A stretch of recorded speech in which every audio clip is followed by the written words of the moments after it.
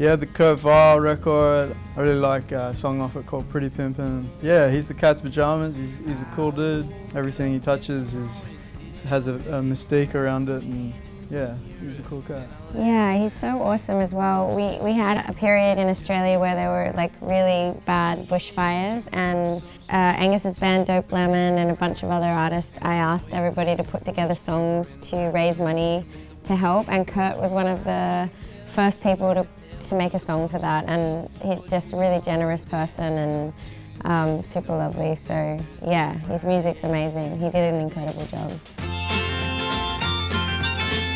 We grew up, our dad's a wedding singer, so we grew up listening to a lot of covers, Beatles and Beach Boys and Creedence Clearwater and everything from that period of time. But yeah, Dad covered a lot of Bob Dylan songs. And we thought Dad was Bob Dylan for a good portion of our life. Yeah, Dylan, the way he can fragment a story into 1,000 pieces and then either choose to conclude or not is incredible. His poetry is wonderful. Dope Lemon played a show with them last New Year's Eve, and they were cool cats, had some beers. Their music is like it's a power station. When they play, the crowd just bubble, and it's the anatomy of life is the explosions of watching their fans is incredible, and they're good people. She's so incredible. She's such a beautiful singer and songwriter, and the way she writes lyrics is incredibly special. But she's one of those people that writes amazing lyrics but also can create such beautiful melodies, and it's sometimes one or the other, but she's got it all. So yeah. We grew up with this spinning in the household. Our parents love JJ, we love JJ. Yeah, something about he's just who he is very, just with the breeze, and I love hanging out and putting JJ goes with any mood. The Queen, such an extraordinary artist, and yeah, I was so lucky to work with her on 60 Summers. We've made records with a few different producers, and I remember Angus and I made a record with Rick Rubin about maybe 8 years ago, and it was such a great experience, and he had such a wealth of knowledge. And when I worked with Annie, it was like the first time I'd been in a room with someone who knew as much about music, like just kind of referencing the most obscure and abstract tracks from bands, you know, that were like, you know, around in '92 for a year, and they put out this one record, but it was this cult classic in this country, and she just knew so much, and she'd pull these tracks out to reference, to bring out inspiration, and that was something that Rick did as well. And yeah, she's just an amazing, amazing artist across the board, producer, writer, composer, filmmaker. She's got it all. Yeah, she's a legend. Welcome to the crew. We grew up with listening to Ben Harper, all his records. We actually just did a tour with him. Yeah. Back in Australia. It was also like the first song Angus taught me to play on the guitar. That's right.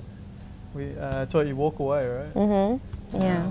Yeah, he's a beautiful man. His lyrics are just so of the earth, and he's able to capture a real crystallized nuance of deep feelings, and it strikes you every time. Me, it takes me back to the first time I heard it and what I was going through, and yeah, he's an incredible artist. This record is just one of the greatest of all time. I remember just playing this on repeat.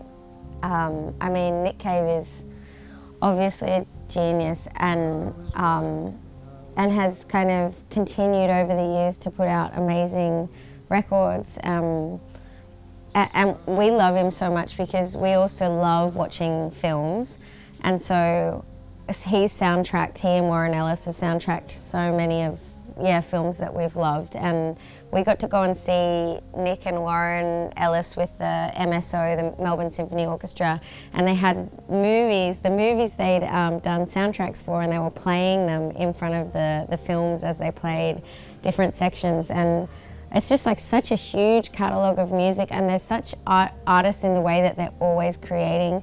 But this record in particular is just, yeah, it was a real magic one, and it had all of that sort of beautiful darkness that he creates, but also something really uplifting about it. I love this record a lot.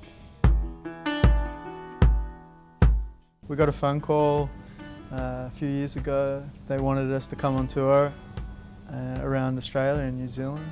We got to hang out with Stevie and the gang, and it's those moments that we've had in this life that are just incredible. Yeah, you feel very, very lucky to be doing what we're doing, and to get advice from people that have lived the life and had the adventures and Yeah. lived it.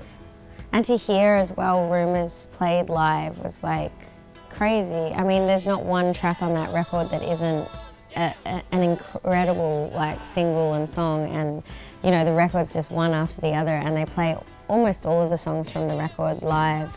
At least they did when we were on tour, and that was just like, yeah, hearing them in stadiums, just with the whole crowd singing every word, us included. It's such an iconic record.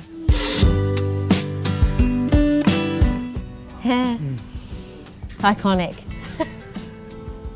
Incredibly I mean,